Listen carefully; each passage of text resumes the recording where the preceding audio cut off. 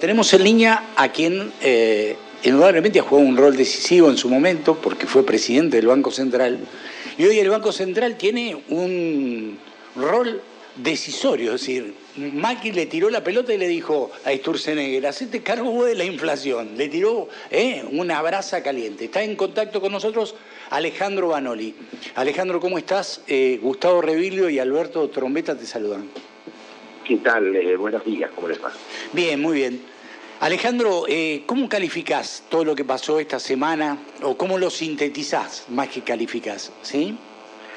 Bueno, mira, creo que varias cosas. En primer lugar, me parece que llegamos a tener en la primer quincena de mayo una devaluación del 20% por un cúmulo de errores económicos que se acumularon en estos 2 años, pero también por una mala praxis muy evidente a lo largo de estos meses cuando se desató esta crisis, particularmente del 28 de diciembre. Sí. El gobierno anunció de manera totalmente imprudente y triunfalista, para mi gusto, de que lo que calificó de turbulencia, que para mí es una crisis, había terminado. Pero a mí me preocupa mucho cuando escuché las 2 conferencias de prensa, ¿no? La del presidente y la de Sturzenegger, Sí. Que insisten, o sea, el diagnóstico y las recetas son las que nos llevaron a este punto, es decir, creer que toda la crisis tiene un origen fiscal y que el ajuste fiscal es la manera de resolverlo. Creo que es un diagnóstico totalmente equivocado, que acá tenemos una crisis del sector externo y de falta de dólares. Sí. Por otro lado, pretender que el Banco Central, que por supuesto ha tenido una gran responsabilidad en un mal manejo del tema cambiario, tanto en estas semanas como en los últimos 2 años, pueda actuar frente a la inflación con medidas ortodoxas, queda claro que el manejo de la tasa de interés no resuelve los temas inflacionarios, que los temas inflacionarios tienen que ver con cuestiones estructurales, con el tema del tipo de cambio. Claro. Y por otro lado, con un gobierno, y te termino de redondear esta idea, que por un lado el propio gobierno aumenta los costos y genera inflación con las tarifas, y entonces mal puede el Banco Central, más allá de su responsabilidad en la crisis, poder lidiar con un tema inflacionario que debería ser preocupación de todas las áreas de gobierno y no solo del Banco Central. Alejandro, estamos hablando con Alejandro Banoli. Vos fuiste presidente del Banco Central, por lo tanto, mejor que nadie estás habilitado para hablar del tema. Macri le traspasa la responsabilidad de todo de uno de los temas que más afecta a los argentinos. Vos, algo ya me dijiste recién, ¿no? Pero de cualquier manera insisto. Del tema inflacionario a Sturzenegger. Le dice, Sturzenegger, hacete cargo, presidente del Banco Central, de la inflación. A partir de ahora, la inflación es un problema de Sturzenegger. Si todos sabemos que el tema inflacionario es multifactorial, como vos lo decías recién, pero si, por ejemplo, Cristina te hubiera dicho eso, ¿vos qué hubieras hecho? No, creo que si me hubiera preguntado y de alguna manera muchas veces discutimos acerca de las causas de la inflación, sí, hubiéramos visto que en cualquier país, pero particularmente en la Argentina, tiene que ver con distintas cuestiones que hacen, por ejemplo, este gobierno ha subestimado la cuestión cambiaria o cómo una devaluación impacta en los precios de la economía. Vos te acordás que el propio presidente en la campaña decía que los precios estaban a 15, que una devaluación no iba a tener impacto, y bueno, vimos lo que pasó en 2016. Es decir, el tema inflacionario en Argentina, con años de alta inflación, desde los años 70, tiene que ver con cuestiones estructurales, con el tema cambiario, con las expectativas. El año pasado el Banco Central subió de manera muy fuerte la tasa de interés y la inflación, lejos de bajar, subió. Esto es lo que hicieron hasta la famosa conferencia el 28 de diciembre. Sí, sí. En ese sentido, creo que Cristina entendía que tenía que haber una coordinación, como ocurrió particularmente en los últimos 2 años, donde las distintas áreas de gobierno tenían políticas consistentes. Es decir, el Banco Central, aparte por carta orgánica también, tenía que coordinar la política económica con el Ministerio de Economía y con otras áreas. Ahora se ve en el gobierno que parece que cada ministro juega por sí solo, ¿no? Sí. El ministro de Energía hace lobby para que aumenten la energía, el ministro de Transporte hace aumento de tarifas. Entonces, no se puede gestionar la política económica sin un diagnóstico acertado y sin políticas consistentes.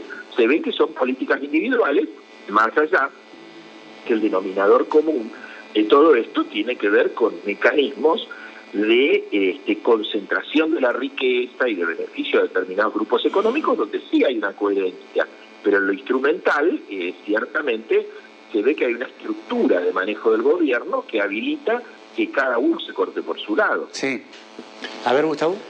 Alejandro, el martes se renovaron las LEVAC a un 40%. ¿Cuáles son las consecuencias, digamos, en la economía de semejante interés, digamos, y cómo afectan a la economía este negocio, digamos, que es para algunos? Claro.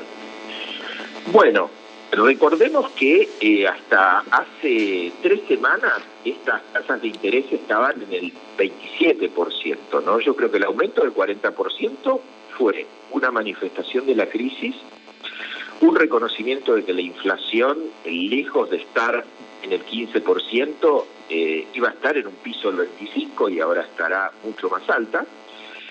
Y bueno, por un lado es una fenomenal bicicleta financiera, pero por otro es una gravísima restricción para la economía real.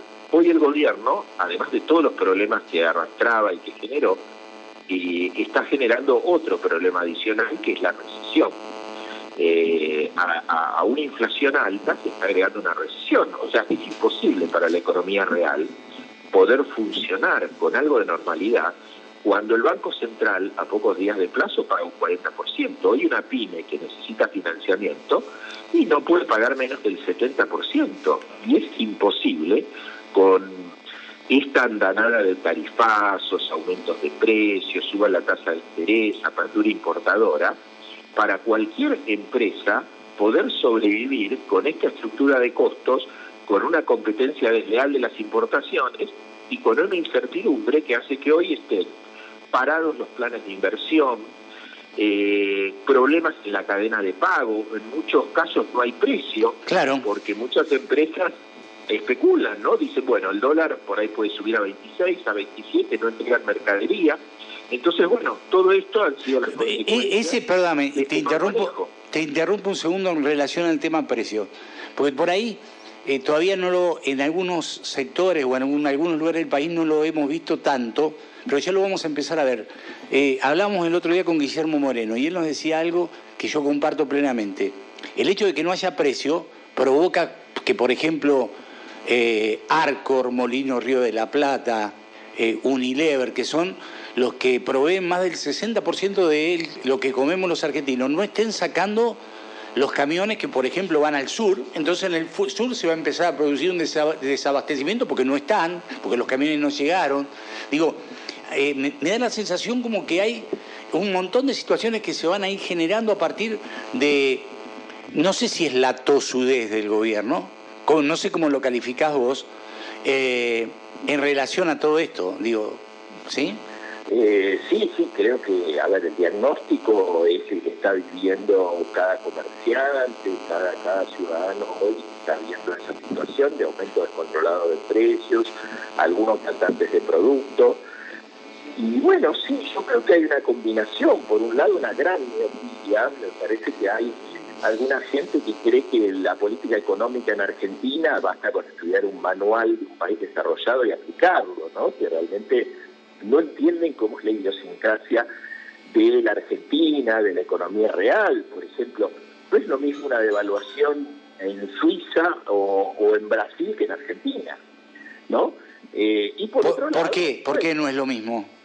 Claro, porque en un país como la Argentina, que desde el Rodrigazo, por poner una fecha, está dolarizado, no se puede restaurar la competitividad de la economía devaluando, porque en la Argentina se traslada a precios no solamente el componente de los costos importados, sino que los argentinos, cuando el dólar empieza a subir, empiezan a ajustar sus expectativas, muchos comerciantes ajustan los precios, todos se cubren ante una posible devaluación por la historia argentina. Entonces, me parece que se combina esta mirada ideológica muy reduccionista, muy miope, con un entramado de intereses, digamos, donde otra parte del gobierno básicamente está más atendiendo a sus propios negocios personales y a la propia conveniencia de unos pocos sectores que al interés general. Estamos hablando con Alejandro Vanoli, expresidente del Banco Central. Gustavo. Vanoli, usted tuvo en su momento, digamos, casi un estigma y llegó a calificarlo al dólar blue como una cuestión de los medios que lo publicaban como si fuera cocaína. Y después estuvo también en el tema de la cuestión que se judicializó con el dólar futuro. ¿Por qué cree, digamos, que hoy los medios, en la misma situación que tuvo usted, tratan al gobierno de distinta manera? Es decir, hoy hay dólar blue y no lo publican, por ejemplo, y en el momento que usted estaba, lo publicaban a cada momento. El dólar futuro en su momento fueron procesados, digamos, las autoridades del Banco Central, hasta la misma presidenta, y hoy resulta que se vende dólar futuro como si fuera pan. ¿Por qué cree que hoy es distinto el trato de la misma situación en este momento? Bueno, mira, en primer lugar, creo que esas declaraciones originalmente sobre la importancia de que sea el Banco Central el que administre el tipo de cambio y evitar las maniobras especulativas, tenía que ver precisamente con entender que era una variable clave para poder administrar la economía, y en este sentido, en el año y 2 meses que yo estuve en el Banco Central, se pudo cortar esa oleada especulativa, bajar el dólar ilegal, bajar 12 puntos la inflación, medida como se mida. Por supuesto que en ese año 2015 los medios de comunicación jugaron un partido claramente a favor del actual presidente, tratando catastróficamente todos los temas, y es cierto, hay un doble estándar, porque al actual gobierno le han perdonado errores, horrores, y han subestimado también una situación muy crítica, ¿no? O sea, pensemos que en este mes y medio el Banco Central tuvo que sacrificar 9.000 millones de dólares porque no quiso emplear a tiempo, más allá de los problemas estructurales que tenía el gobierno. El Banco Central, si hubiera actuado en futuros que implica establecer contratos en pesos para frenar la corrida devaluatoria, hubiera ahorrado 9.000 millones de dólares de corrida. Lo hicieron a último momento porque como tienen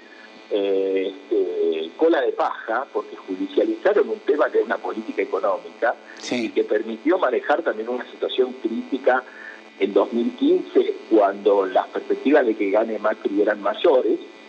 Prácticamente en el medio de una corrida y con todos los medios en contra, solamente tuvimos que enviar 2.000 millones de dólares, y decían que el Banco Central estaba quebrado, tenía reservas. Bueno, cualquiera que entre ahora a las estadísticas del Banco Central y del Banco Central va a ver que había un nivel de reservas que no era cero y que era suficiente, que el Banco Central estaba patrimonialmente sano. En 2015 el Banco Central ganó 141.000 millones de pesos.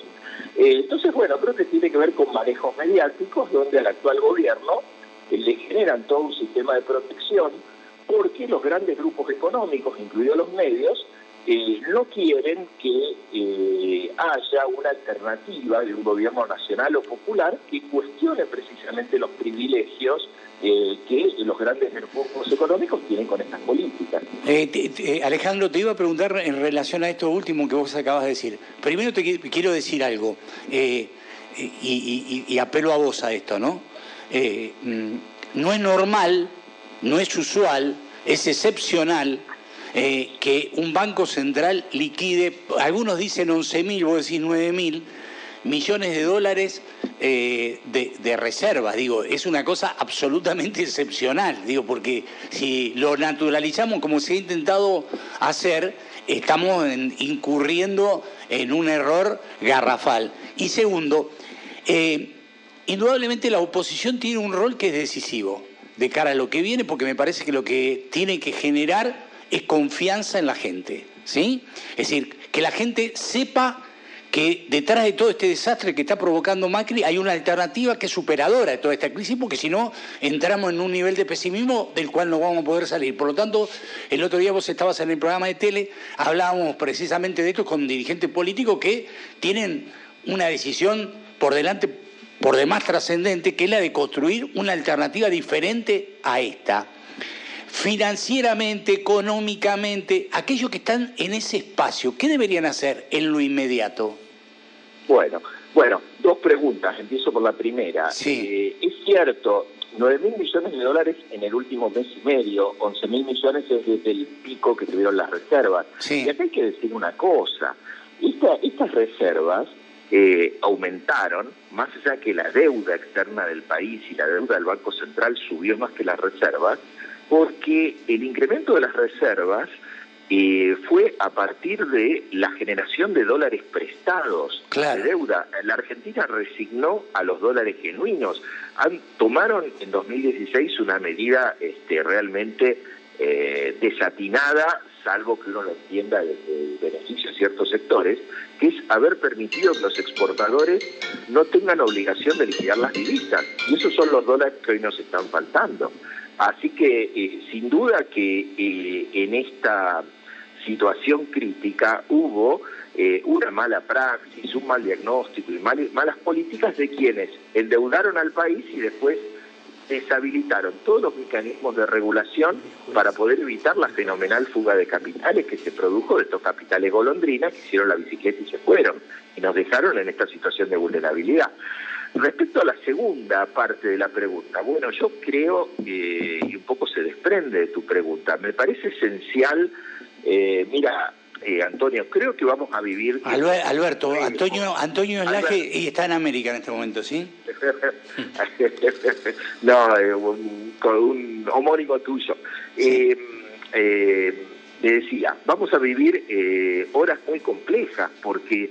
en momentos de alta inflación, de recesión, con un cepo en las paritarias salariales, la situación social se va a agravar mucho y si el gobierno insiste con una agenda de ajuste, de devaluación, de desprotección laboral, vamos a vivir horas críticas. Así que yo creo que, como vos decías, una alternativa opositora que plantee un programa que salga de la economía especulativa, que promueva la defensa del mercado interno y de la producción, que vuelva a poner la cuestión de la equidad social en el centro de las políticas económicas, es vital para que la sociedad tenga una alternativa, para poder evitar que esta decadencia que estamos viviendo se profundice, porque realmente si este gobierno no siente que hay una alternativa que lo obligue a rectificar algunas cosas,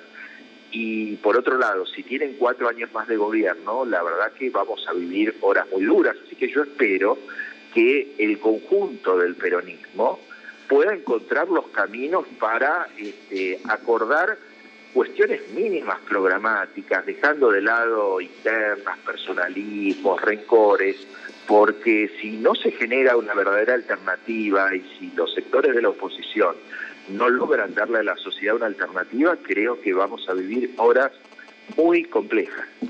Bien, Alejandro, ha sido un lujo charlar con vos. Te mandamos un abrazo. Gracias. Bueno, muchas gracias. Un abrazo. Hasta Adiós. Bueno.